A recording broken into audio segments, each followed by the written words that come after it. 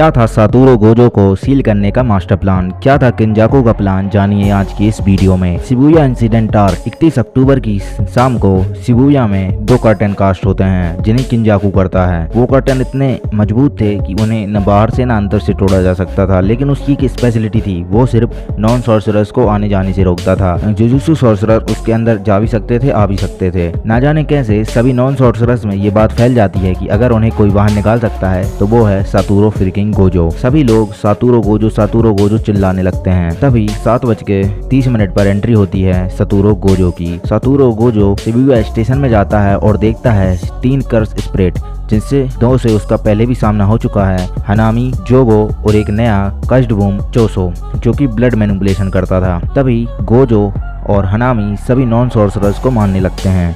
उनका प्लान ये था, वो नॉन सॉर्सरर्स को आसपास रखेंगे ताकि गोजो अपना डोमेन एक्सपेंशन ना कर पाए, और ना ही वो खुद करेंगे, क्योंकि अगर वो पहले डोमेन एक्सपेंशन कर देंगे तो बाकी नॉन सॉर्सरर्स वैसे भी मारे जाने वाले हैं और फिर गोजो भी नहीं रुकेगा अपना डोमेन एक्सपेंशन करने से। तभी वो दोनों डोमेन एम्पलीफिकेशन का इस्तेमाल कर गोजो की इन्फिनिटी को तोड़ने लगते हैं और उस पर अटैक करते हैं। तभी गोजो कैसे भी करके उन्हें रोक लेता है और हनामी को अपनी इन्फिनिटी के बैरियर से मार देता है। तभी चोसो और जोगो नॉन सॉर्सरर्स को मारने लगते हैं।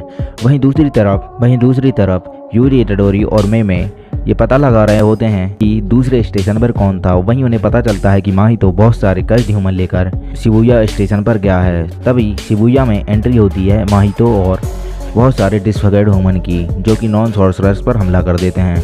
अब यहाँ ना कोई ऑप्शन पाते हुए सातोरू गोजो अपना डोमेन खोलता है 0.02 सेकंड के लिए, और इतने में ही वहाँ खड़े सारे नॉन सॉर्सरर्स के दिमाग में 6 महीने की मेमोरी एक साथ चली जाती है, जिससे कि वो कोमा में चले जाते हैं 1 साल के लिए। अब सातोरू गोजो ये चुनता है कि इन्हें मारने से अच्छा कि कोमा में जाना होगा, ताकि वो सारे कस्ड और डिसफिगर्ड ह्यूमन को मार सके। अभी सातोरू गोजो सारे डिसफिगर्ड ह्यूमन को 299 सेकंड में मार देता है, जो कि 1000 से भी ज़्यादा थे। तभी हम देखते हैं कि सुगियोरो गोटो, जिसके अंदर किंजाकू था, वो कर्स्ड ऑब्जेक्ट प्रिजन रेल्म के सामने रख देता है। प्रिजन रेल्म एक कर्स्ड ऑब्जेक्ट है स्पेशल ग्रेड का, जो कि बड़े बड़े सॉर्सरर्स को कैद करने के लिए बनाया गया है। इसके अंदर से निकलना इम्पॉसिबल है, इसे सिर्फ बाहर से खोला जा सकता है। चाहे गोजो कितना भी ताकतवर हो, अगर वो एक बार प्रिजन रेल्म में चला गया तो वो खुद बाहर नहीं निकल सकता। अगर कोई उसे मदद करे बाहर से तभी वो बाहर निकल सकता है। अब ये चीज़ मिकामारू सुन लेता है और यूजी इटाडोरी को बता देता है। तभी हमें फ्लैशबैक देखते हैं जहां गेटो और जोगो बात कर रहे होते हैं कि प्रिजन रेल्म को एक्टिवेट करने की टर्म्स क्या हैं। वहाँ सगियोरो गेटो मतलब किंजाकू अपना मास्टर प्लान जोगो को बताता है। वो कहता है हमें गोजो को प्रिजन रेल्म के सामने 1 मिनट तक रोकना होगा, मतलब जो कि उसकी रेडियस है जो 4 मीटर होती है। तभी जोगो कहता है कि हम सगियोरो गोजो को इतनी देर कैसे रोक सकते हैं। तभी गेटो बताता है कि ये एग्जैक्ट 1 मिनट नहीं है, हमें गोजो के दिमाग में ऐसा महसूस करवाना है कि वो 1 मिनट से ज़्यादा रुक गया है।